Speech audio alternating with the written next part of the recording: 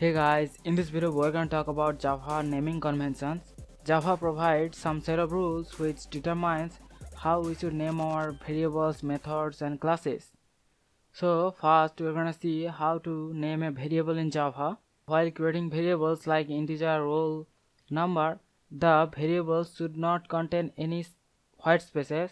Like in case roll and number, there shouldn't be any space. Also, we cannot start a variable name with underscore or any digit, but the variable can contain underscore and digits anywhere in the variable, but we cannot start the variable name with a digit or underscore. And also, while naming a variable, it shouldn't be like integer x or y or any single character. It should be something meaningful like integer roll number.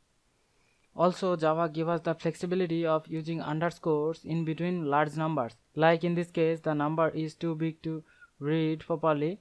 In Java, it is totally fine to use underscores in between numbers, which of course improves the readability of the number. In Java, naming convention for constant variable is that we use all uppercase letters and multiple words are separated by underscore. In Java, naming convention for method names is that the method name should be a verb, like in example display name, which is a verb. In Java, method name should follow camel case notation where the first letter should be lowercase and after that each internal word's first letter is capitalized. Like in example, we have two words display name, so the first letter of the method D is in lowercase, but after that the first letter of internal word name is capitalized, so the N is capitalized here. Similarly, we can create another method name like process data. Here also you can see the first letter P is lowercase, but after that the D is capitalized, which is the first letter of internal word data. So this is the way we can name methods in Java.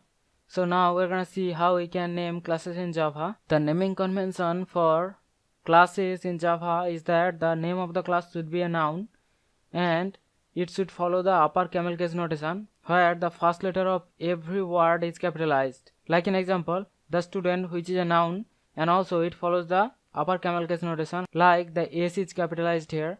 The naming convention for packages in Java is that package names should contain all lowercase characters, like in example my package, which contains all lowercase characters. So in Java, while creating variables, it cannot start with an underscore or a digit, but we can have underscores and digits inside the variable name. Also, the variable name should be meaningful. It shouldn't be like x, y or z. In Java, we can use underscores in between large numbers, which improves the readability.